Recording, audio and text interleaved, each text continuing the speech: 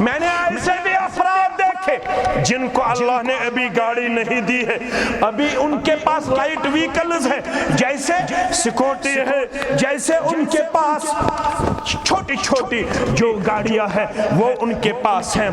اس بندے نے برابر 1 سال تک اس مسجد میں میرا خطبہ تھا، میرا خطبہ دینے سے پہلے وہاں پہ اعلان کیا گیا ہے یہاں پہ 2 بچے ایسے ہیں جو 3rd اور 5th میں پڑھتے ہیں، 3ری اور 5ویں کلاس میں زیر تعلیم ہے، لیکن ان 2 بچوں کو ہم یہاں حوصلہ افزائی کرنا چاہتے ہیں اور مولوی صاحب کے ہاتھ سے ہم انہیں انعامات سے نوازنا چاہتے ہیں۔ میں نے کہا کس خوشی میں؟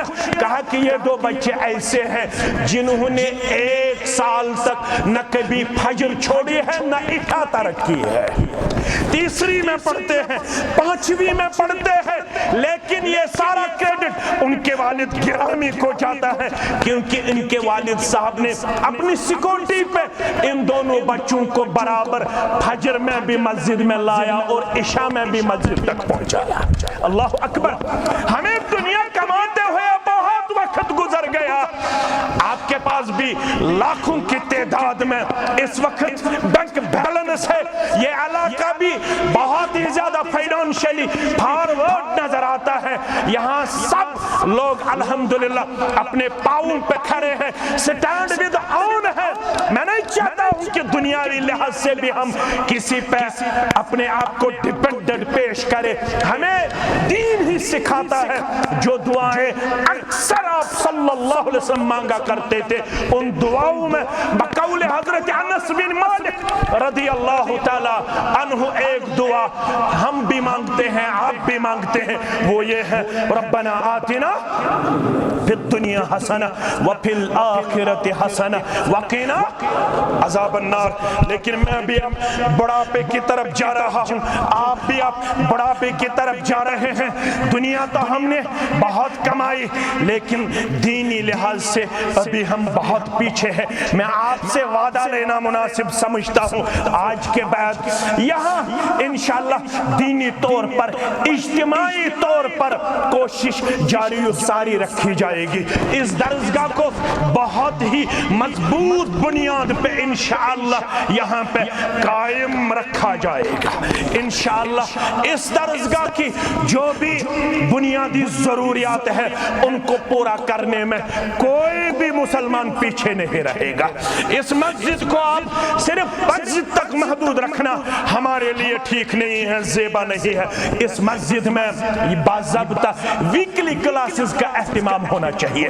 آپ سب کو، مجھے، آپ کو، ہم سب بوڑھوں کو بھی ان کلاسز میں حاضری دینا لازمی اور ضروری بنتا ہے، کیونکہ فاروق اعظم کا کہنا ہے، یاد رکھنا فاروق اعظم کہا کرتے تھے رضی اللہ تعالی عنہ، وہ کہتے تھے تفقہوا قبل ان تصودوا۔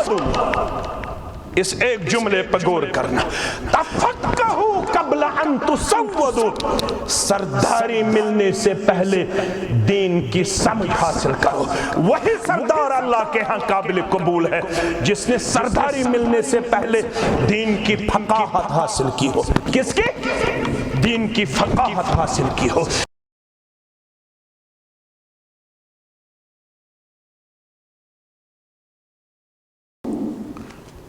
السلام علیکم ورحمۃ اللہ وبرکاتہ۔ ان الحمد للہ نحمده ونستعینه ونستغفره ونعوذ باللہ من شرور انفسنا ومن سیئات اعمالنا، من يهده الله فلا مضل له ومن يضلله فلا هادي له، أشهد أن لا إله إلا الله وحده لا شريك له، وأشهد أن محمدًا عبده ورسوله، أما بعد فإن خير الحديث كتاب الله، وخير الهدي هدي محمد صلى الله عليه وسلم، وشر الأمور محدثاتها، ألا وكل محدثة بدعة وكل بدعة ضلالة وكل ضلالة في النار. يقول الله تعالى وتبارك في الفرقان الحميد والقرآن العظيم بعد أعوذ بالله من الشيطان الرجيم يا أيها الذين آمنوا قوا أنفسكم وأهليكم نارا وقودها الناس والحجارة عليها ملائكة غلاظ شداد لا يعصون الله ما أمرهم ويفعلون ما يؤمرون. وقال النبي صلى الله عليه وسلم كلكم راع وكلكم مسؤول عن رعيته أو كما قال عليه الصلاة والسلام. رب اشرح لي صدري ويسر لي أمري واحلل عقدة من لساني يفقه قولي. رب زدنا علما سبحانك لا علم لنا إلا ما علمتنا إنك أنت العليم الحكيم. اللهم صل على محمد وعلى آل محمد كما صليت على إبراهيم وعلى آل إبراهيم إنك حميد مجيد. اللهم بارك على محمد وعلى آل محمد كما باركت على إبراهيم وعلى آل إبراهيم إنك حميد مجيد.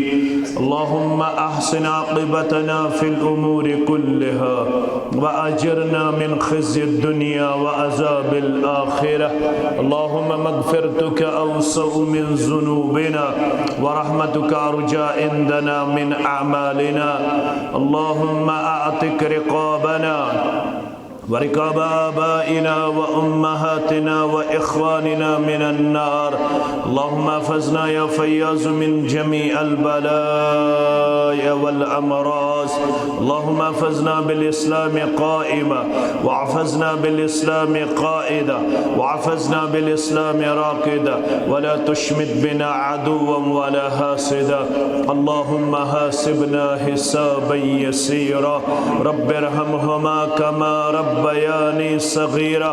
واغفر لنا وللمؤمنين والمؤمنات والمسلمين والمسلمات الأحياء منهم والأموات إنك غافر الذنوب والخطايا برحمتك يا أرحم الراحمين. آمين يا رب العالمين. اے خدا تو شفا دے میں بیمار ہوں. اے خدا تو شفا دے میں بیمار ہوں. ایک اجیڑا ہوا میں گناہگار ہوں. ایک اجیڑا ہوا میں گناہگار ہوں. درد جگاتا نہیں چین آتا نہیں. درد جگاتا نہیں چین آتا نہیں. درد سے چور ہوں اور لاچار ہوں. درد سے چور ہوں اور لاچار ہوں. ایک اجیڑا ہوا میں گناہگار ہوں. جسم تڑپا ہوا روح بے چین ہے. جسم تڑپا ہوا روح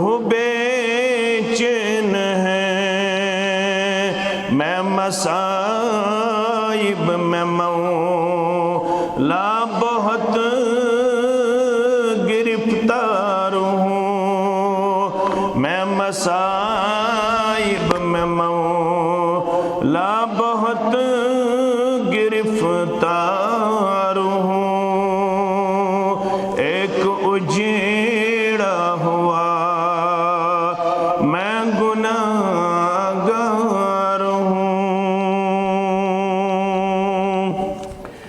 دل شکستہ ہوں میں، نیند آتی نہیں،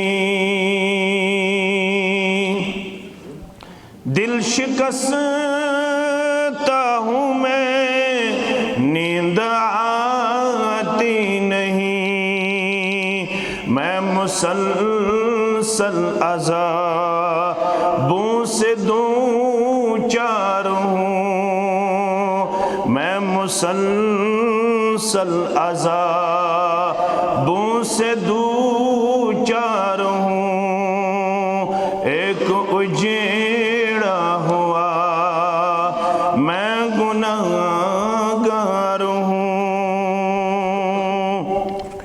تیری رحمت سے مایوس لیکن نہیں، تیری رحمت سے مایوس لیکن نہیں، تیری رحمت کا میں اب بہت طلبگار ہوں، تیری رحمت کا مولا طلبگار ہوں، ایک اجیڑا ہوا میں گناہگار ہوں۔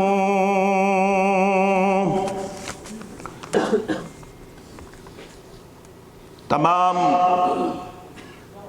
حمد و ثنا، تعریف و تحمید، بزرگی اور برتری اللہ سبحانہ و تعالی کے لیے لائق اور زیبا، بے انتہا درود و رحمت، درود و عظمت، درود و برکات جملہ انبیاء کرام صلوات اللہ تعالی علیہم اجمعین کے لیے بالعموم اور بالخصوص ہمارے آقا رہبر و رہنما ہادی مرشد جناب محمد الرسول اللہ صلی اللہ علیہ وسلم کی ذات اقدس و اطہر پر بہت عرصہ گزرنے کے بعد آپ جیسے با اخلاق، با عمل اور با ادب مسلمانوں کے ساتھ ایک دینی مجلس کی وسادت سے اللہ بزرگ برتر نے یہاں پہ مسجد شریف میں آپ کے ساتھ ہم کلام ہونے کا شرف بخشا۔ سبھی مسلمان اس بات سے بخوبی واقف ہے کہ اس مجلس کے پیچھے جو مقاصد اور اغراض کار فرما ہے وہ کسی سے مخفی اور پوشیدہ نہیں، کیونکہ ہم جس امت میں پیدا کیے گئے، اس امت پہ جو ذمہ داری عائد کی گئی وہ صرف دنیاوی لحاظ سے نہیں ہے بلکہ دینی لحاظ سے بھی ہمیں پیغمبرانہ ذمہ داری عائد کی گئی۔ آپ سبھی جانتے ہیں جتنی بھی ہم سے پہلے امم گزری ہے، جتنی بھی ہم سے پہلے امتیں آئی ہے، ان سب میں جب ہم بہرا روی، بد اخلاقی، بے دینی دیکھتے تھے تو ان کی اصلاح کے لیے اللہ کی طرف سے ایک پیغمبر دنیا سے چلے جانے کے بعد دوسرے پیغمبر کا انتخاب کیا جاتا تھا۔ وہی پیغمبر علیہ السلام اس امت کی رہنمائی اور اصلاح فرماتا تھا، لیکن جس امت میں آپ اور میں تشریف لائے، اس امت کو اگرچہ اللہ کی طرف سے خیر امت کے عظیم لقب سے مشرف کیا گیا، اس امت کو اگرچہ امت وسط قرار دیا گیا، اس امت کو اگرچہ افضل الامہ کہا گیا، اس امت کو اگرچہ سب سے بہترین امت قرار دیا گیا، لیکن اس امت پہ جو ذمہ داری ڈالی گئی وہ پیغمبرانہ ذمہ داری ہے، کیونکہ ہمارے رہبر اور رہنما محمد الرسول اللہ صلی اللہ علیہ وسلم کو صرف اللہ کی طرف سے نبی اور پیغمبر نہیں کہا گیا، بلکہ جب ہم سورہ احزاب کا مطالعہ کرتے ہیں تو آپ صلی اللہ علیہ وسلم کے لیے یہ عظیم شرف بھی اللہ کی طرف سے بخشا گیا، ما کان محمد ابا احد من رجالکم، آپ میں سے جتنے بھی مرد ہیں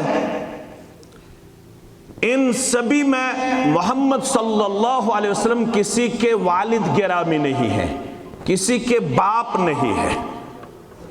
اگرچہ اس آیت کریمہ کے پیچھے بہت سارے اسباب کار فرما ہے، مجھے امید قوی ہے کہ جو یہاں پہ ہمارے عالم دین نور صاحب آپ کے لیے ہر جمعہ پیغام حق و صداقت آپ کے سامنے بیان فرماتا ہے، اس میں ان چیزوں کی مکمل طور پر وضاحت کی گئی ہوگی۔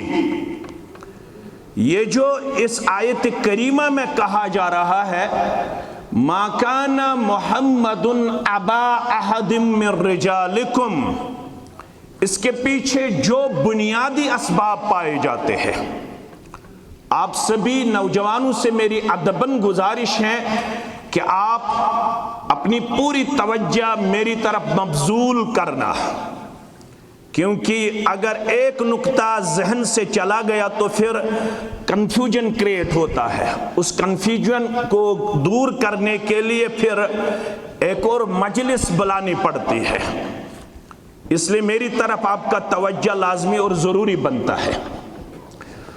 ایک سبب یہ ہے کہ جس وقت یہ آیت کریمہ نازل ہوئی اس وقت محمد الرسول اللہ صلی اللہ علیہ وسلم کے جتنے بھی اولاد نرینہ تھے وہ 3 تھے، آپ سب کو معلوم ہوگا، وہ سبھی دنیا سے چلے گئے تھے،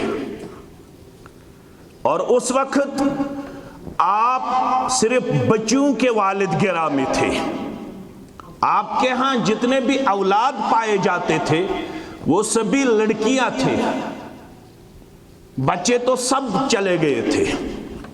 ایک تو یہ ہے اس کا سبب۔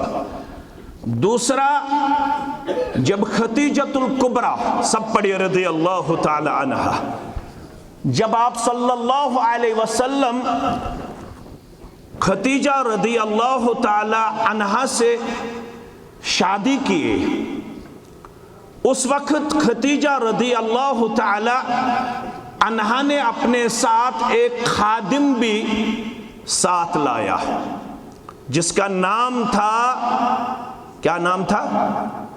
زید بن حارثہ رضی اللہ تعالی عنہ۔ آپ صلی اللہ علیہ وسلم اس کے ساتھ ایسے ملے، آپ صلی اللہ علیہ وسلم زید بن حارثہ کے ساتھ اتنے قریب ہوئے کہ لوگ یہ کہنے لگے زید محمد صلی اللہ علیہ وسلم کے اولادوں میں سے ایک اولاد ہے، اس لیے مکہ والے زید سے زید بن حارثہ نہیں کہتے تھے، مکہ والے زید کو زید بن محمد کہا کرتے تھے صلی اللہ علیہ وسلم۔ اور اس رسم اور رواج کو اسلام نے ناپسند فرمایا۔ اسلام کہتا ہے ادعوہم لآبائہم ہوا اقسط عند اللہ۔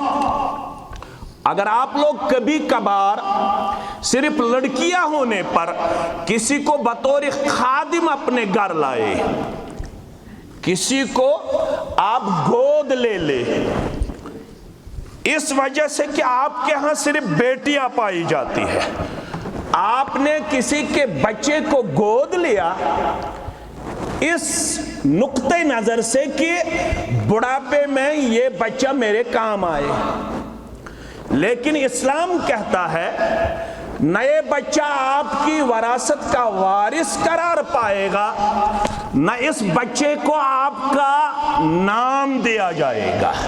یاد رکھنا یہ حرام ہے اسلام میں۔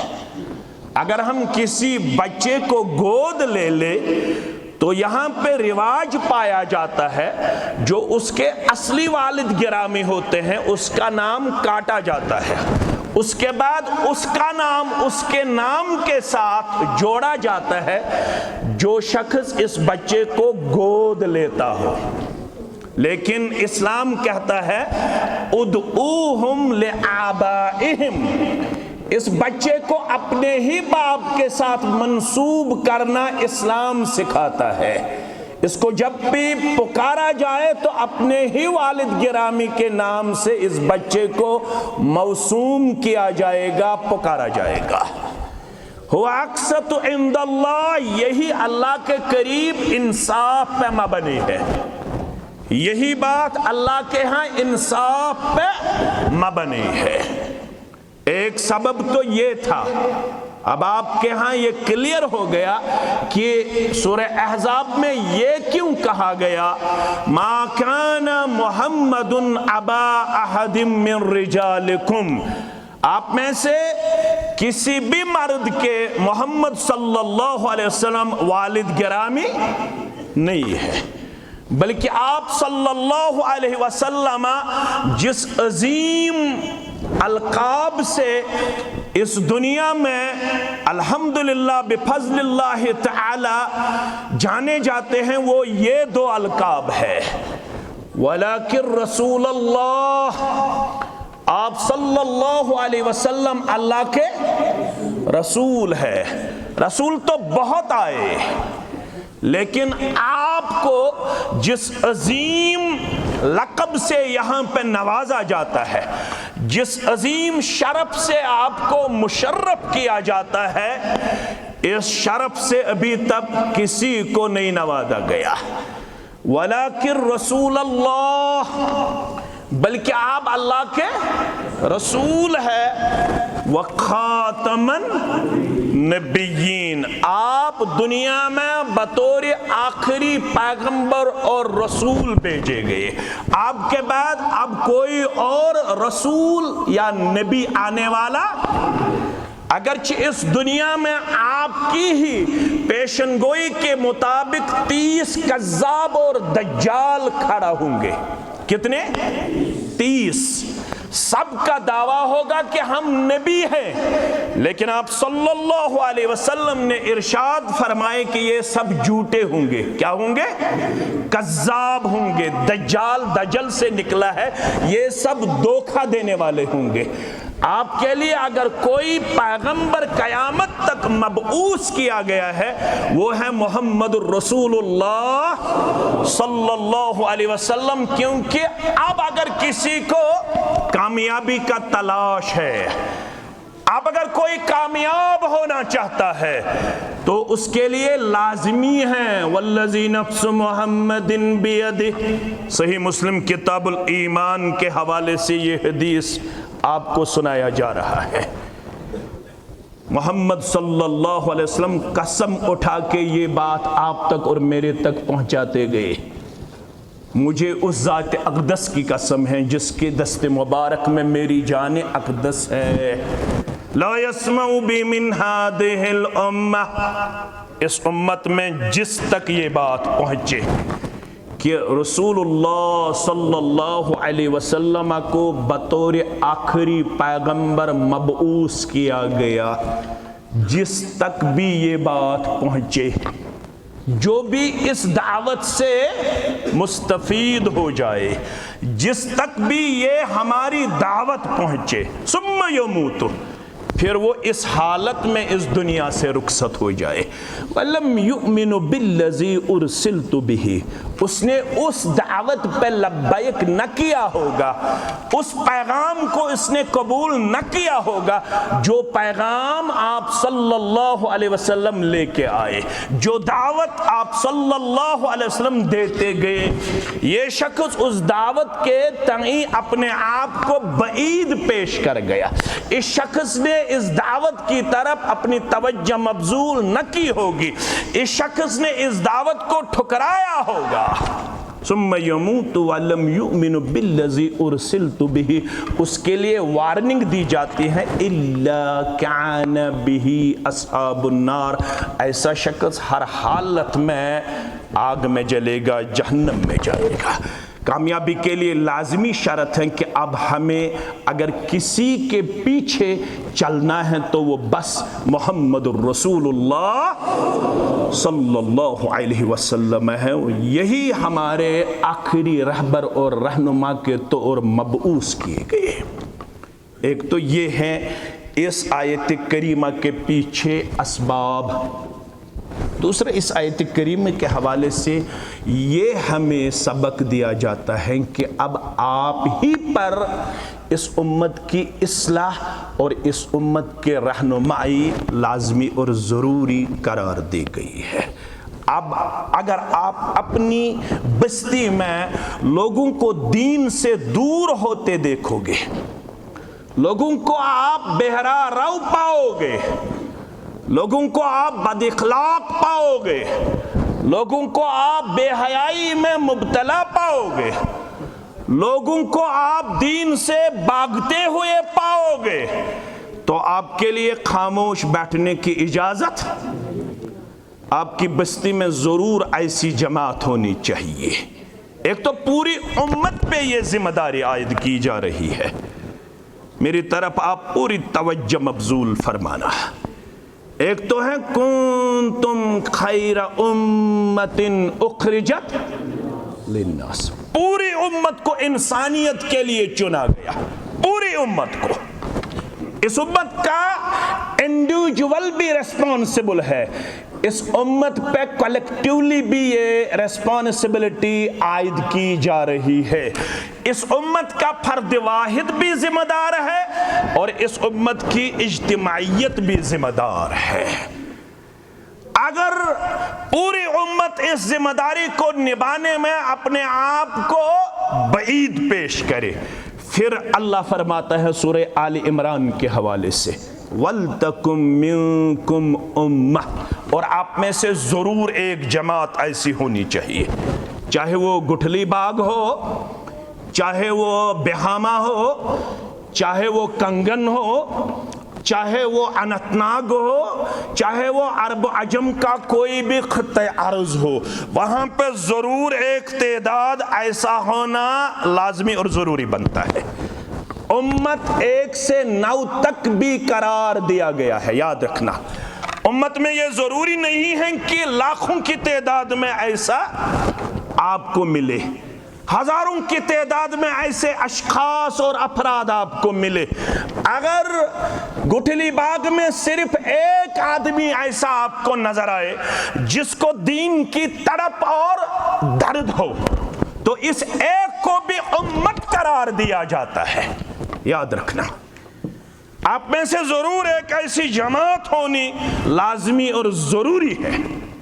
وَلْتَكُمْ مِنْكُمْ أُمَّةٌ يَدْعُونَ إِلَى الْخَيْرِ, جو لوگوں کو خیر کی طرف بلائے. يَأْمُرُونَ بِالْمَعْرُوفِ, جو لوگوں کو اچھائی کی دعوت دے. وَيَنْهَوْنَ عَنِ الْمُنْكَرِ, جو لوگوں کو بدیوں اور برائیوں سے دور رکھے. اسی جماعت کے لیے اللہ کی طرف سے وعدہ دیا جا رہا ہے. نئے جمعیت کا وعدہ ہے, نئے کسی فرد واحد کا وعدہ ہے, نئے کسی عام انسان کی بشارت آپ کے سامنے سنائی جا رہی ہے. یہ اللہ کی طرف سے وعدہ دیا گیا ہے. اولئک هم المفلحون, یہی لوگ اللہ کے حضور کامیاب اور کامران ہیں. کامرانی کے لیے لباس کا اچھا ہونا ضروری، کامیابی کے لیے بڑے خاندان سے وابستہ ہونا ضروری، کامیابی کے لیے خوبصورتی ضروری، کامیابی کے لیے ان اوصاف سے متصف ہونا لازمی اور ضروری قرار دیا جاتا ہے۔ اسی ذمہ داری کا احساس کرتے ہوئے آپ کے سامنے اس وقت اس دینی مجلس کا انعقاد کیا گیا ہے۔ اس کے پیچھے بس یہی اغراض اور مقاصد کار فرما ہے، یاد رکھنا۔ نہ مجھے آپ سے کوئی فائنانشل سپورٹ کی لالچ ہے، نہ مجھے آپ کے ہاں واہ واہ کی ضرورت ہے، نہ مجھے آپ کے ہاں کسی اور چیز کی طلب ہے۔ بس اس مجلس کو آرگنائز کرنے کے پیچھے اگر کوئی مقصد کار فرما ہے تو وہ بس اسی ذمہ داری کا احساس اور اسی ذمہ داری کے تئیں اپنے آپ کو کسی حد تک کما حق کہو کہنا میرے لیے زیبا اور شایع، کسی حد تک اسی ذمہ داری کے تئیں میں بھی اپنے آپ کو وفادار و وفاشار پیش کرنے میں کامیاب و کامران جاؤں۔ یاد رکھنا، اگر امت نے اس ذمہ داری سے اپنے آپ کو کنارہ کش پیش کیا، مجھے کیا پڑی ہے؟ گٹھلی باغ کا کوئی جوان بے نمازی آپ کو نظر آئے، مجھے کیا پڑی ہے؟ میں کیوں اپنی توجہ اس کی طرف متوجہ کروں؟ میں کیوں اس کو مسجد تک لے آؤں؟ مجھے کیا پڑی ہے؟ کوئی شرابی ہیں، کوئی زانی ہیں، کوئی بد اخلاق ہیں، کوئی رشوت خور ہے، کوئی بے دین ہے، کوئی بے حیا رو ہے، کوئی بچی میری بے پردہ نظر آتی ہے، کوئی بچہ میرا دین سے بھاگا ہوا نظر آتا ہے، مجھے کیا پڑی ہے؟ مجھے تو اپنی دنیا بنانی ہے، مجھے تو مکان کی پڑی ہے، مجھے تو دکان کی پڑی ہے، مجھے تو نوکری کی پڑی ہے، مجھے نوکری ملنی چاہیے، مجھے دنیا ہونا چاہیے۔ پھر یاد رکھنا، ابن ماجہ کا یہ عظیم فرمان میں آپ کے سامنے رکھنا مناسب سمجھتا ہوں۔ یہ ابن ماجہ کا ایک عظیم فرمان آپ کی ماں اور میری ماں کی وسادت سے ہم تک پہنچا ہے۔ ہماری اماں سیدہ عائشہ، سب پڑھیے، رضی اللہ تعالی عنہا اس حدیث مبارک کی راویہ ہے۔ ہماری ماں ہم سے کہتی ہے، ایک دن ایسا ہوا کہ میں اپنے سردار کے ہاں چلی گئی۔ میرے سردار کسی گھر میں تشریف فرما تھے، کسی حجرے میں تشریف فرما تھے، کسی کمرے میں تشریف فرما تھے۔ مختلف بیویاں تھی، مختلف ازواج مطہرات تھی۔ آپ سب کو معلوم ہونا چاہیے کہ ٹوٹل جو ہماری مائیں گزری ہے وہ 12 ہے۔ کتنی ہیں؟ ان میں 11 آزاد ہے، ایک تو کنیز تھی جس کو آزاد کر کے پھر آپ صلی اللہ علیہ وسلم نے اپنے نکاح میں لایا۔ اس کا نام بھی آپ کو معلوم ہونا چاہیے، ماریہ قبطیہ، سب پڑھی، رضی اللہ تعالی، جس کے بطن مبارک سے اللہ نے ایک عظیم اولاد آپ کو عطا فرمایا جس کا نام تھا ابراہیم، رضی اللہ تعالی۔ 8 ہجری میں ابراہیم کا انتقال ہوا۔ سب سے آخری بچہ جو اس دنیا سے چلے گئے اولاد نرینہ میں سے وہ یہی ابراہیم تھے، رضی اللہ تعالی عنہ۔ اور بیک وقت آپ کے ہاں 9 بیویاں پائی جاتی، 9 اور الگ الگ ان کے ہاں ایک ایک رات گزارتے تھے۔ اما عائشہ کہتی ہیں رضی اللہ تعالی عنہا، ایک دن میں اپنے سردار کے ہاں چلی گئی اور جب میں داخل ہوئی سلام و کلام کرنے کے بعد جب میں نے آپ کے روئی پر نور کی طرف نظر اٹھا کے دیکھا تو مجھے لگا، حدیث کے الفاظ ہیں قد حفظہ شیء، حدیث کے جو الفاظ آئے ہیں وہ یہ ہیں کہ مجھے لگا کہ آج آپ کچھ خاص بیان فرمانے والے ہیں۔ میں نے جب روئی مبارک کی طرف نظر اٹھائی تو مجھے لگا کہ آج میرے سردار کچھ خاص بیان فرمانے والے۔ اس کے بعد کیا ہوا؟ فتودع، آپ صلی اللہ علیہ وسلم نے وضو فرمایا، آپ صلی اللہ علیہ وسلم نے وضو کیا۔ وما کلم احدا، اس کے بعد آپ کسی سے کلام نہیں فرمائے بلکہ آپ نے خاموشی اختیار کی، کسی سے آپ نے بات چیت نہیں کی۔ اس کے بعد کیا ہوا؟ ثم دخل المسجد، اس کے بعد آپ صلی اللہ علیہ وسلم مسجد نبوی میں داخل ہوئے۔ ثم قعد علی المنبر، اس کے بعد آپ منبر پہ چڑھے۔ کس پہ چڑھے؟ منبر پہ چڑھے۔ اس کے بعد فحمد اللہ واثنى علیہ، سب سے پہلے اپنے اللہ بزرگ برتر کی حمد و ثنا بیان فرمائے، اللہ بزرگ برتر کی بزرگی بیان فرمائی۔ اس کے بعد آپ صلی اللہ علیہ وسلم نے ارشاد فرمایا، یا ایھا الناس، اے لوگو، یقول اللہ تعالی لکم، اللہ میری وسادت سے آپ لوگوں سے فرماتا ہے، اللہ فرماتا ہے، کیا فرماتا ہے؟ مروا بالمعروف ونہوا عن المنکر، آپ پہ یہ ذمہ داری عائد کی جا رہی ہے، آپ لوگوں کو اچھائی کی طرف بلاؤ اور برائیوں سے ان کو دور، برائیوں سے ان کو منع کرتے رہو، اپنی بساط کے مطابق، اپنی پوٹینشل کے مطابق، اپنی طاقت کے مطابق، اپنی علمی بصیرت اور بصارت کے مطابق آپ کو یہ فریضہ انجام دینا ہی دینا ہوگا۔ مروا بالمعروف ونہوا عن المنکر، آپ کو اچھائی کی طرف لوگوں کو بلانا ہے اور برائیوں سے ان کو منع۔ قبل ان تدعوا فلا اجیب لکم، اس سے قبل کہ آپ دعائیں مانگیں، اگر آپ لوگوں نے اس فریضے سے اپنے آپ کو کنارہ کش پیش کیا، یاد رکھنا، قبل ان تدعوا فلا اجیب لکم، آپ لوگ خوب دعائیں مانگو گے لیکن اللہ کے حضور آپ کی دعائیں قبول نہیں ہوگی۔ کیا سمجھا گیا؟ دعا کے لیے ضروری ہے قبولیت کے لیے کہ عقل حلال ہونا، عقل حلال بھی اگر ہوگا، اگر آپ نے سب سے پہلے اس میں عزم بھی پڑھا ہوگا، اگر آپ نے دعا کے ابتدا اور آخر میں درود شریف سے بھی کام لی ہوگی، یہ بھی قبولیت کے اسباب قرار دیے گئے ہیں۔ بیٹھے آپ نے اس میں عزم بھی پڑھا ہوگا، آپ نے دعا کرنے سے پہلے درود سے بھی کام لیا ہوگا، آپ نے آخر پر بھی درود پڑھا ہوگا، لیکن یہ سب چیزیں ہونے کے باوجود آپ کی اور میری دعائیں اللہ کے حضور قبول نہیں ہوگی۔ وجہ کیا ہوگا؟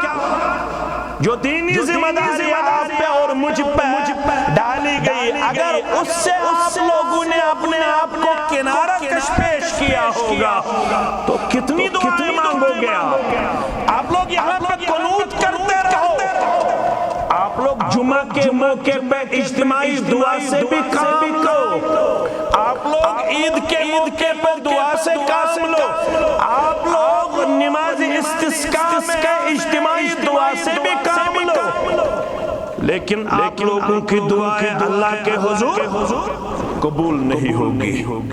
وجہ کیا ہوگا؟ جو ذمہ داری دینی طور پر، انفرادی اور اجتماعی طور پر آپ پہ اور مجھ پہ ڈالی گئی، اگر اس سے ہم نے اپنے آپ کو بہت زیادہ بے حس اور بہت زیادہ بعید اپنے کردار کو پیش کیا ہوگا، یاد رکھنا، قبل ان تدعوا فلا اجیب وتسألونی فلا اوتیکم، آپ لوگ اپنی اپنی حاجات لے کے اللہ کے حضور آؤ گے، اپنی اپنی حاجات اللہ کے حضور مانگو گے، لیکن آپ کی اور میری حاجتیں اللہ کے ہاں روا نہیں کی جائے گی۔ آپ لوگ بہت سارے مسائل لے کے اللہ کے حضور آؤ گے، لیکن ان مسائل کا کوئی حل نہیں نکلے گا۔ وَتَسْتَنْصُرُونِي فَلَا أَنْصُرَكُمْ، اب آپ کی حالت مظلومیت کی ہوگی، آپ اللہ سے مدد مانگو گے، خانہ کعبہ میں بھی دعا کیا جائے گا، اس کے لیے، ہمارے لیے، فلسطین کے لیے، کسی اور ملک کے لیے جہاں بھی مسلمان پائے جاتے ہیں، جو امام حرم ہوگا وہ بھی دعا مانگتا رہے گا، وہ بھی دعا کرتا رہے گا۔ لیکن رسول اللہ صلی اللہ علیہ وسلم کا ارشاد گرامی ہے، اللہ فرماتا ہے آپ لوگ اللہ کے حضور مظلوم ہونے پہ مدد مانگو گے، لیکن اللہ کے ہاں مدد نہیں آئے گا، اللہ کے ہاں مدد نہیں آئے گا۔ عائشہ فرماتی ہیں رضی اللہ تعالیٰ عنہ، میں بھی دیوار کے قریب اپنے کانوں کو لگاتی گئی، میں نے بھی یہ سوچا کہ میں بھی سنوں آپ صلی اللہ علیہ وسلم آج کیا ارشاد فرمائیں گے۔ میں نے جب یہ وعد تبلیغ آپ صلی اللہ علیہ وسلم کی زبان اطہر سے سماعت فرمایا، اس کے بعد کیا میں نے دیکھا، فما زعد علیہن حتی نزل، آج کی مجلس میں آپ صلی اللہ علیہ وسلم نے صرف اتنا وعد تبلیغ فرمایا اور منبر سے تشریف نیچے لائے، منبر سے آپ اتر آئے، بس اتنا ہی آج واضح تبلیغ فرمایا جناب محمد رسول اللہ صلی اللہ علیہ وسلم۔ یاد رکھنا یہ ذمہ داری کہاں سے شروع ہوتی ہے، کہاں سے شروع ہوتی ہے، وَأَنذِرْ عَشِيرَتَكَ الْأَقْرَبِينَ۔ اس ذمہ داری کا آغاز ہمیں قریب ترین رشتہ داروں سے کرنا ہوگا۔ جب یہ آیت کریمہ نازل ہوئی سورہ شعراء کی، آپ لوگ یہاں سے جا کے بخاری کتاب تفسیر کا مطالعہ کرنا، لڑائی اور اختلاف کے بغیر، نہ یہ جماعت کل اختلاف کی روادار تھی، نہ آج ہے، نہ آنے والے کل میں۔ یہ جماعت کل بھی چاہتی تھی کہ امت وحدت میں اپنے آپ کو پیش کرے، امت اتحاد و اتفاق میں اپنے آپ کو پیش کرے۔ اس کے لیے اس جماعت نے اول دن سے ہی، اول روز سے ہی قربانیاں دی ہے۔ یہ جماعت امت کی اتحاد کے لیے برابر جب تک دنیا قائم رہے گی تب تک قربانی دیتی رہے گی۔ ہم امت کے وحدت کے قائل ہیں، نہ کہ ہم امت کے انتشار و اشتراک کے قائل ہیں۔ البتہ ہمارا ماننا ہے امت کا اتحاد تب ہی ممکن ہے جب امت اطیعوا اللہ وَأَطِیعُوا الرَّسُولِ میں اپنے آپ کو وفادار و وفاشار پیش کرے، کیونکہ امام مالک کا ماننا ہے لَن يَصْلُحَ آخِرُ هَٰذِهِ الْأُمَّةِ إِلَّا بِمَا صَلُحَ بِهِ أَوَّلُهَا۔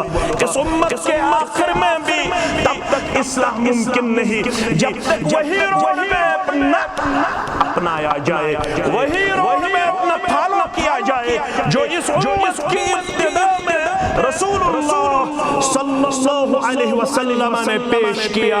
اس امت کی وحدت اگر آپ کو کسی دور میں نظر آئے گی، وہ تب تک آپ کو نظر آئے گی جب تک مسلمانوں میں یہ اصول پایا جاتا تھا، یا ایھا الذین آمنوا اطیعوا اللہ وَأَطِیعُوا الرَّسُولَ وَأُولِي الْأَمْرِ مِنْكُمْ فَإِن تَنَازَعْتُمْ فِي شَيْءٍ فَرُدُّوهُ إِلَى اللَّهِ وَالرَّسُولِ۔ جب امت میں کسی بھی چیز پہ اختلاف ہوتا تھا تو امت دو چیزوں کی طرف اپنے آپ کو پیش کرتی تھی، ایک اللہ کے قرآن کی طرف، دوسرے رسول صلی اللہ علیہ وسلم کی سیرت مقدسہ اور احادیث کی طرف اپنے آپ کو پیش کرتی تھی۔ لیکن جب سے امت میں یہ ذہن ہمیں نظر آیا، قال فلان کان فلان کان فلان، حدیث کے مقابلے میں ائمہ کے اقوال کو ترجیح دی گئی، تب سے امت بکھرتی ہوئی اور انتشار میں ہمیں نظر آتی ہے۔ یاد رکھ میرے عزیزوں، میرے شفیقوں، بخاری کتاب تفسیر کا مطالعہ کرنا یہاں سے جا کے جب یہ آیت کریمہ نازل ہوئی وَأَنذِرْ عَشِيرَتَكَ الْأَقْرَبِينَ، آپ صلی اللہ علیہ وسلم نے سب سے پہلے اپنے قریب ترین رشتہ داروں کو بلایا، جس میں صفیہ بھی آتی ہے رضی اللہ تعالیٰ، جو آپ کی پوپھی تھی۔ کیا تھی؟ پوپھی۔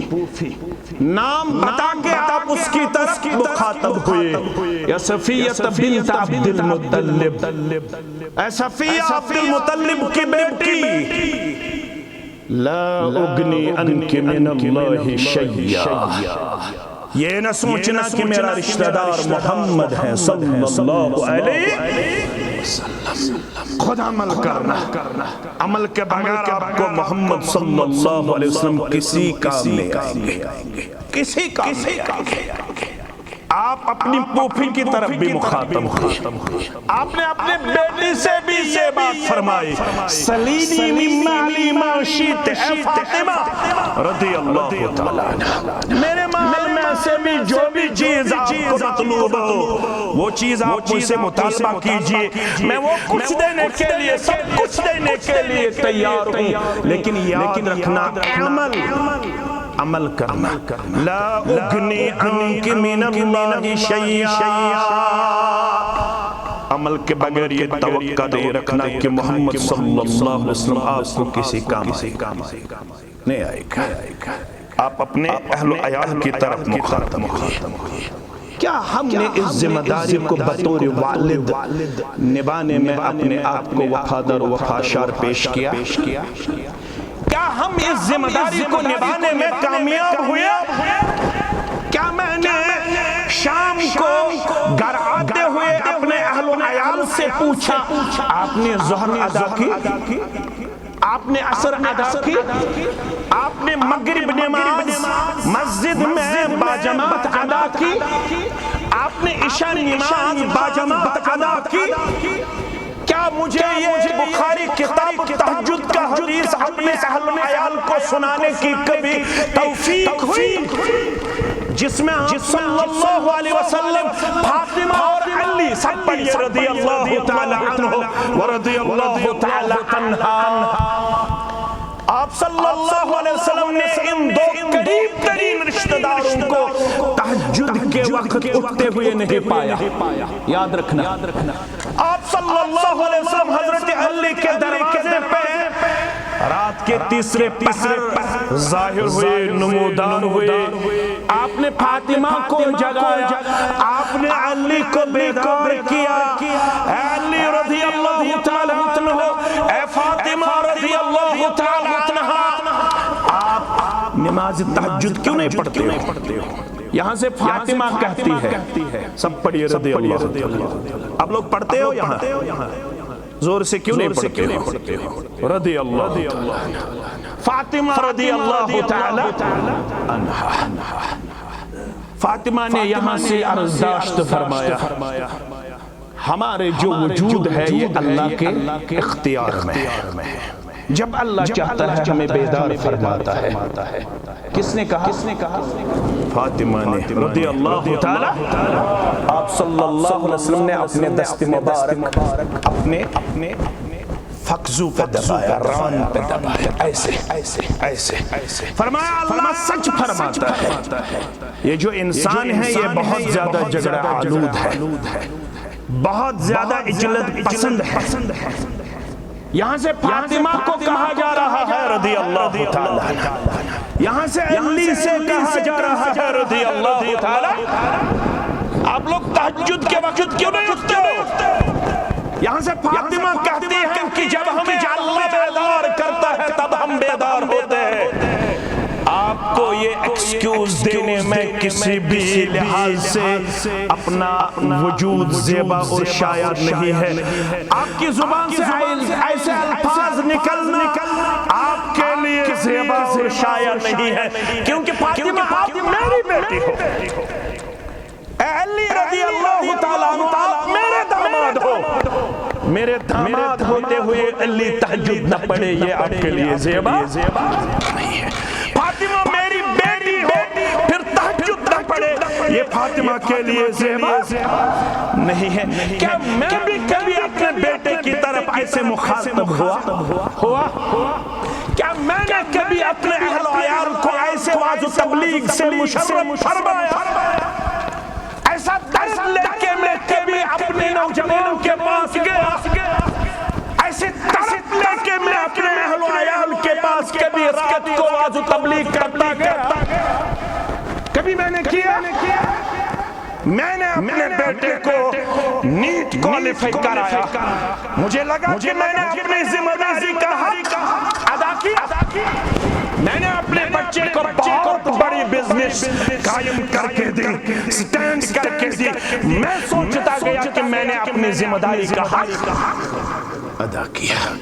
یہ جو دنیا ہے، اس دنیا میں بہت ساروں نے اپنے بچوں کو ڈاکٹر بنایا، بہت ساروں نے اپنے بچوں کو انجینئر بنایا، بہت ساروں نے اپنے بچوں کو پروفیسر بنایا، بہت ساروں نے اپنے بچوں کو ہائی کلاس بزنس مین پیش کیا، لیکن یہ ان کی ذمہ داری کا ٹوٹل اور فائنل نہیں ہے، الٹیمیٹ نہیں ہے۔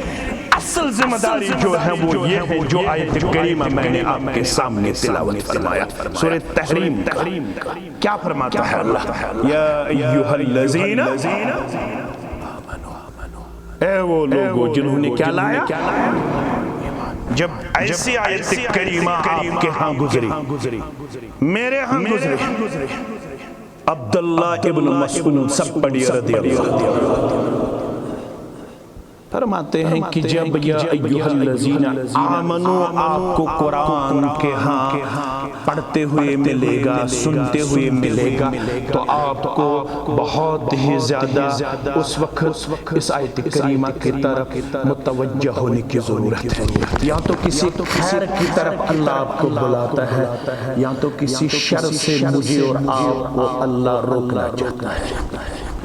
یہاں اللہ آپ کو اور مجھ کو کہتا ہے یا ایھا الذین قوا انفسکم واہلیکم، آپ کی اصل ذمہ داری نہیں ہے، میری اصل ذمہ داری کھلاتا اور پلاتا تو غیر بھی ہے اپنے بچوں اور بچوں کو، اپنے اہل و عیال کو، کھلانے پہ ہی آپ کو اپنے آپ میں اطمینان لینے کی ضرورت کہ میں نے بچوں کو سمجھلا مکان بنا کے رکھا ہے، میں نے بچوں کو کمپلیکس بنا کے رکھا ہے، میں نے بچوں کو 10 کنال زمین خرید کے رکھا ہے، میں نے بچوں کو بہامہ میں گاندربل میں بہت بڑا کمپلیکس بنا کے رکھا ہے۔ اب مجھے کسی اور چیز کی طرف اپنی ذمہ داری میں اپنے آپ کو پیش کرنے کی ضرورت۔ یاد رکھنا میرے عزیزو، اصل ذمہ داری یہ ہے قوا انفسکم واہلیکم، پہلے آپ اپنے آپ کو بچانا ہے، اس کے بعد اپنے اہل و عیال کو بچانا ہے۔ کس چیز سے بچانا ہے؟ نار سے، جہنم سے، آگ سے۔ کس آگ سے؟ جس آگ کے بارے میں اللہ خود فرماتا ہے نار اللہ الموقدہ۔ 114 سورہ مبارک میں صرف ایک جگہ ایسی آپ کو ملے گی جہاں پہ آگ کو اللہ کی طرف سے نسبت دی جا رہی ہے، نار اللہ الموقدہ، یہ اللہ کی جلائی ہوئی آگ ہے۔ آپ نے کبھی اس آیت پہ غور کیا ہے؟ ہر روز کسی نہ کسی نماز میں یہ سورہ آپ ضرور پڑھتا ہوگا، ضرور تلاوت کرتا ہوگا، لیکن آپ نے کبھی اپنے نور صاحب سے یا کسی عالم سے آپ نے اس آیت کریمہ کے بارے میں تفسیر حاصل کیا ہے؟ اس کی وضاحت آپ نے کبھی کسی عالم سے سماعت کی ہے؟ نار اللہ الموقدہ، یہ اللہ کی جلائی ہوئی آگ ہے۔ اس آیت کریمہ کی تفسیر میں مفسرین فرماتے ہیں اللہ نے اس آگ کو اپنی طرف کیوں نسبت دی؟ آپ کے اور میری جلائی ہوئی آگ آہستہ آہستہ ٹھنڈی ہوتی ہے، آہستہ آہستہ ٹھنڈی ہوتی ہے، کمزور ہوتی ہے، لیکن جو اللہ کی طرف سے جلائی ہوئی آگ ہے یہ کبھی ٹھنڈی نہیں ہوگی، یہ کبھی کم نہیں پڑے گی، یہ کبھی آپ کو کم تر نظر نہیں آئے گی۔ اس کا جو جلاؤ ہے، اس کا جو عذاب ہے وہ دن بدن بڑھتا جائے گا، دن بدن بڑھتا جائے گا۔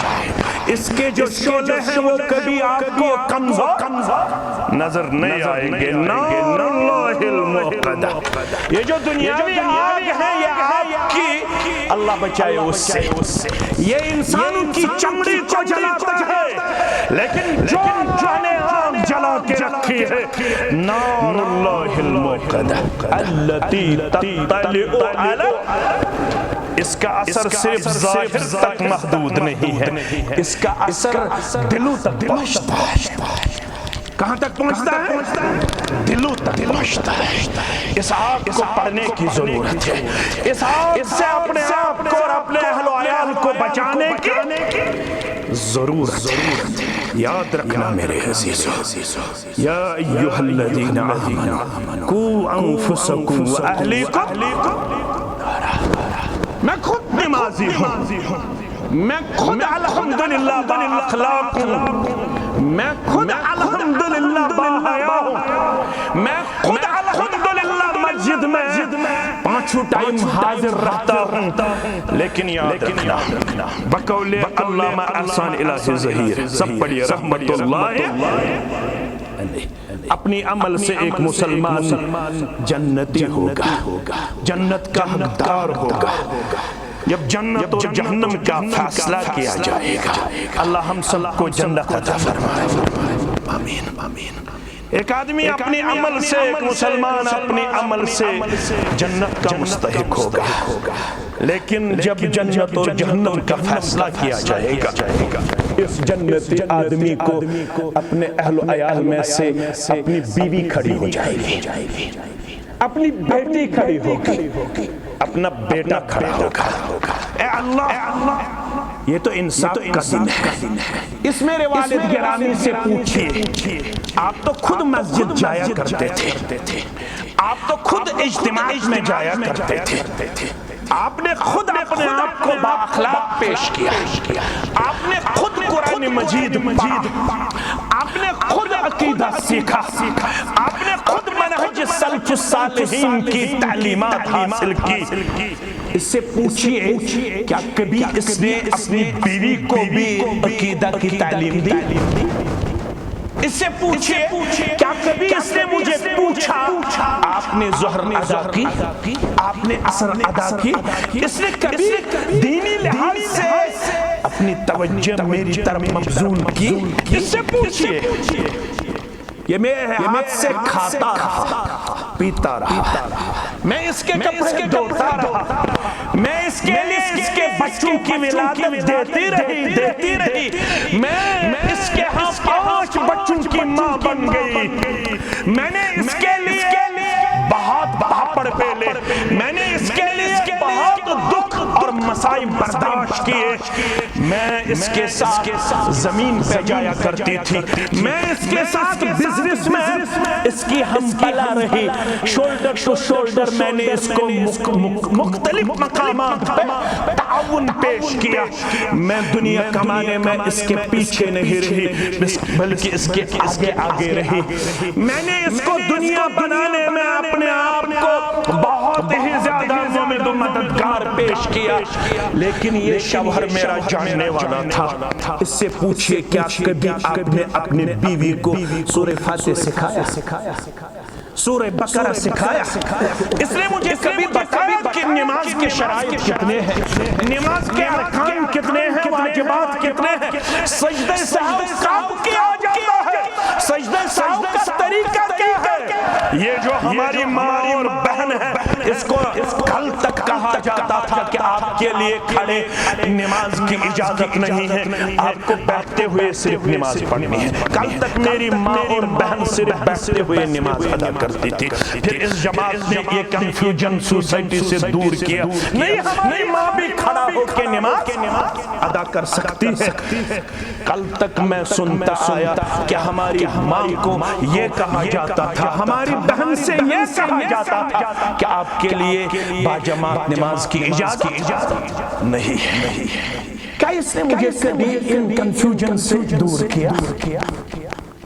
اس میرے شوہر سے پوچھئے، میں اس کا بیٹا تھا، اس نے میرے لیے ڈونیشن کے طور پر 32 لاکھ روپیہ مجھے دیے۔ کتنے؟ 32 لاکھ روپیہ۔ اس نے مجھے بنگلہ دیش بھیجا، اس نے مجھے ایران بھیجا، اس نے مجھے روس بھیجا، میں ڈاکٹر بن کے وہاں سے آیا، اس کا سر فخر سے اونچا میں نے دیکھا، یہ بہت ہی فخری اپنے آپ کو پیش کرتے گیا، میرا بیٹا ڈاکٹر بن گیا، میرا بیٹا انجینئر بن گیا، میرا بیٹا پروفیسر بن گیا، لیکن کبھی میرے باپ کو یہ خیال تک نہیں گزرا کاش میرا بیٹا قاری قرآن ہوتا، کاش میرا بیٹا حافظ کلام اللہ ہوتا، کاش میرا بیٹا عالم دین ہوتا۔ اس نے مجھے کبھی قرآن نہیں پڑھایا، اس نے کبھی مجھے درسگاہ نہیں بھیجا، میں خود درسگاہ جاتا تھا، میں 3 سال درسگاہ میں پڑھتا رہا، لیکن ایک بار بھی میرے والد گرامی مجھے درسگاہ میں نظر نہیں آئے۔ میرے استاد سے پوچھتے آج میرے بیٹے نے کتنی اپنے آپ کو بطور دیندار اپنے کردار اور گفتار کو وفادار و وفاشات پیش کیا، اس نے قرآن مجید کا مکمل گردان مکمل کیا، اس نے سورہ بقرہ کی تفسیر مکمل کی۔ 3 سال تک میرے والد گرامی کبھی درسگاہ مجھے پوچھنے نہیں آیا۔ ہمارے درسگاہ میں سالانہ ایک میٹنگ ہوا کرتی تھی، ہمارے استاد ہم سے کہا کرتے تھے آج کے دن آپ کے لیے لازمی ہے کہ آپ کو اپنے والد گرامی کو ساتھ لانا لازمی اور ضروری ہے۔ میں اپنے والد سے کہتا گیا، لیکن والد صاحب نے مجھے کہا I am busy، میں مشغول ہوں، مجھے آپ کے درسگاہ آنے کی فرصت نہیں ہے۔ پھر اگر یہ بچہ اس والدین اور میرے جیسے والدین کے لیے اپنے آپ کو ناکارہ پیش کرے، میں نے بہت تیز الفاظ یہاں پہ بیان کیے، ناکارہ پیش کرے، یہ اپنے آپ کو مجرمانہ صورتحال میں پیش کرے، جس طریقے سے آج ہمیں اپنے بچے اور بچیاں کتنی تعداد میں آپ کو یہاں پہ ہماری بچے اور بچیاں ڈرگ ایڈکٹ نظر آتے ہیں؟ کتنے ہیں؟ 13 لاکھ بچے اور بچیاں۔ کتنے ہیں؟ 13 لاکھ لڑکے اور لڑکیاں اس وقت ڈرگ ایڈکٹ نظر آتی ہیں۔ ہم بہت روتے ہیں، لیکن ہمارا رونا کسی کام کا نہیں، کیونکہ ہم نے وہ گولڈن پیریڈ ضائع کیا ہے جب ہم پہ یہ ذمہ داری عائد تھی، مروا اولادکم بالصلاۃ وهم ابناء 7 سنین، اپنے اولاد کو 7 سال کی عمر میں نماز کا حکم دینا آپ کے لیے اور میرے لیے ضرور قرار دیا گیا ہے۔ 7 سال کی عمر سے آپ کو اپنے پہلو میں اپنے بچے اور بچی کو رکھنا ہے، اس کو سکھانا ہے، اس کو تکبیر تحریمہ کہتے ہیں، اس کے بعد ہمیں ہاتھ باندھنے ہوتے ہیں، اس کے بعد ہمیں دعائیں استفتاح پڑھنی ہوتی ہے، اس کے بعد ہمیں تعوذ اور تسمیہ پڑھنا ہوتا ہے، اس کے بعد ہمیں سورہ فاتح پڑھنا ہوتا ہے، اس کے بعد ہمیں فقرؤ ما تیسر من القرآن، قرآن کا کوئی حصہ پڑھنا ہوتا ہے۔ 3 سال تک اس بچے کو ہمیں اپنے ساتھ بغل میں رکھنا ہے، پہلو میں رکھنا ہے۔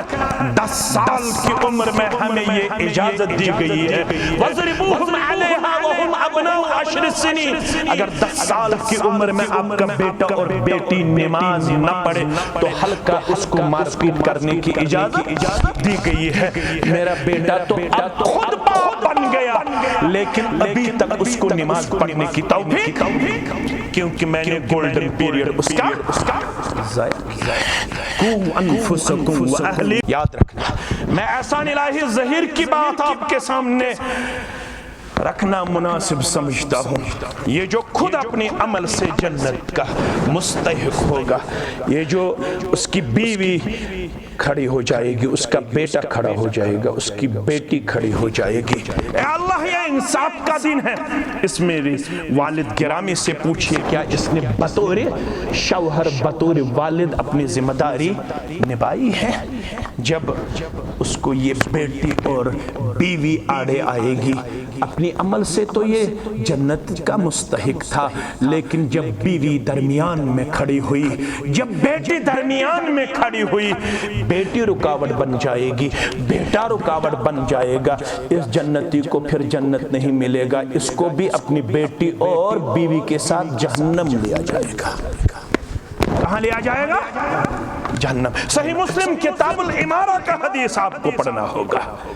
محمد رسول اللہ صلی اللہ علیہ وسلم نے ارشاد فرمایا جس کسی کو بھی رعیت دی گئی ہو، علامہ ابن باز کہتے ہیں کہ رعیت دو قسم کی ہوتی ہے، ایک ہے رعیت کبریٰ، دوسری ہے رعیت صغریٰ، چھوٹی رعیت، اور ایک تو بادشاہ ہوتا ہے، اس کی جو رعیت ہے وہ رعیت کبریٰ کہلاتی ہے۔ ایک تو میں بھی بادشاہ ہوں، آپ بھی بادشاہ ہیں اپنے اہل و عیال کا، اس رعیت کو رعیت صغریٰ کہتے ہیں۔ کیا کہتے ہیں؟ رعیت صغریٰ۔ جس نے اس رعیت کبریٰ یا رعیت صغریٰ کے ساتھ اپنے آپ کو بے وفا پیش کیا ہوگا، وہاں پہ کہا جا رہا ہے یموت وہو یموت وہو غاش لرعیتہ، جب اس کے مرنے کا وقت آیا، جب وہ مرنے کے قریب پہنچا، جب وہ اس دنیا سے چلا گیا، لیکن اس حالت میں وہ غاش لرعیتہ، اس نے اپنے رعیت کو دھوکہ دیا ہوگا۔ کیا دیا ہوگا؟ دھوکہ دیا ہوگا۔ دھوکے سے مراد کیا ہے؟ دینی لحاظ سے اس نے اپنے اہل و عیال کو تعلیم و تربیت میں پیش نہ کیا ہوگا۔ دنیا تو سب دیتے ہیں، دنیا کے لیے تو سب یہاں پہ حساس اور بیدار نظر آتے ہیں، لیکن دینی لحاظ سے اس والد صاحب نے تعلیم و تربیت کا حق ادا نہ کیا ہوگا۔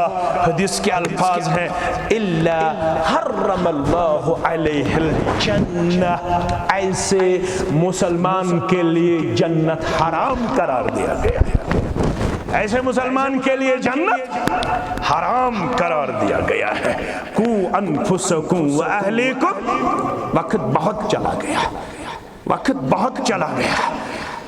اب میں اختتام کی طرف اپنے اس خطبے کو لینا مناسب سمجھتا ہوں۔ میرے عزیز بھائیوں، جوانوں، میری ماؤں، میری بہنوں، میں آپ سے گزارش کرتا ہوں کہ یہ جو علاقہ ہے یہاں بہت خیر پایا جاتا ہے، یہاں ایسے بھی گاؤں ہیں جہاں پہ ابھی تک اللہ نے ان کو رسومات اور بدعات سے بہت ہی زیادہ بچا کے رکھا ہے۔ وہاں پہ جو ماحول ہے وہ قابل افتخار ہے، قابل مبارک ہے، قابل تحسین ہے، قابل دید ہے۔ یہ منفرد گاؤں ہے اس وادی گلپوش میں، جہاں پہ ابھی بڑوں کی مانی جاتی ہے، جہاں پہ ابھی رسومات، رواجات اور بدعات سے ہمیں اپنی سوسائٹی بعید نظر آتی ہے، اور اس کے لیے ہم آپ کو مبارکباد پیش کرتے ہیں۔ یہاں پہ ایسے بھی مسلمان ہیں جو الحمدللہ بہت سالوں سے تہجد گزار ہے، جن کو اللہ نے بہت ہی اعلیٰ اخلاق اور کردار سے نوازا ہے، لیکن کچھ سالوں سے یہاں بھی ایسے افراد دیکھنے کو مل رہے ہیں جو اخلاق سے دور چلے گئے، جو اخلاق سے بعید نظر آتے ہیں، جو اس عظیم کردار سے بعید نظر آتے ہیں۔ آپ کو کلیکٹیولی یہاں پہ اصلاح معاشرہ کی کوشش جاری و ساری رکھنی ہے۔ یہ جو درسگاہ یہاں پہ چلایا جا رہا ہے، اس کی طرف اپنی مکمل توجہ مبذول کرنے کی ضرورت ہے۔ یہ نہیں دیکھنا ہے کہ یہ درسگاہ اہل الحدیث مسجد میں چلتا ہے۔ ان چیزوں سے پرہیز کرنا آپ کے لیے لازمی اور ضروری ہے۔ اپنے بچوں کو ہاتھ پکڑ کے ہمیں درسگاہ لانا ہے۔ اس کے لیے ہمیں اگر ایک مہینہ بھی گزر جائے تو وہ ہمارے لیے باعث نجات ثابت ہوگا۔ میں نے ایسے بھی افراد دیکھے देखे जिनको अल्लाह ने अभी गाड़ी नहीं दी है, अभी उनके पास लाइट व्हीकल्स है, जैसे सिक्योरिटी है, जैसे उनके पास छोटी छोटी जो गाड़ियां हैं वो उनके पास हैं। उस बंदे ने बराबर 1 साल तक उस मस्जिद में मेरा खुतबा था, मेरा खुतबा देने से पहले वहां पे ऐलान किया गया है, यहाँ पे 2 बच्चे ऐसे हैं जो 3rd और 5th में पढ़ते हैं, 3री और 5वीं क्लास में ज़ेर तालीम है, लेकिन उन 2 बच्चों को हम यहाँ हौसला अफजाई करना चाहते हैं और मौलवी साहब के हाथ से हम उन्हें इनामात से नवाजना चाहते हैं। मैंने कहा किस खुशी में, कहा कि ये 2 बच्चे ऐसे हैं जिन्होंने 1 साल तक न कभी फजर छोड़ी है न इशा तरक की है, 3री में पढ़ते हैं, 5वीं में पढ़ते हैं, लेकिन ये सारा क्रेडिट उनके वालिद गिरामी को जाता है, क्योंकि इनके वालिद साहब ने अपनी सिक्योरिटी पे इन दोनों बच्चों को बराबर फजर में भी मस्जिद में लाया और इशा में भी मस्जिद तक पहुंचाया। अल्लाह अकबर। हमें दुनिया कमाते हुए बहुत वक्त गुजर गया, आपके पास भी लाखों की तादाद में इस वक्त बैंक बैलेंस है, ये इलाका भी बहुत ही ज्यादा फाइनेंशियली फॉरवर्ड नजर आता है, यहाँ सब लोग अल्हम्दुलिल्लाह अपने पाँव पे खड़े हैं, स्टैंड विद ऑन है।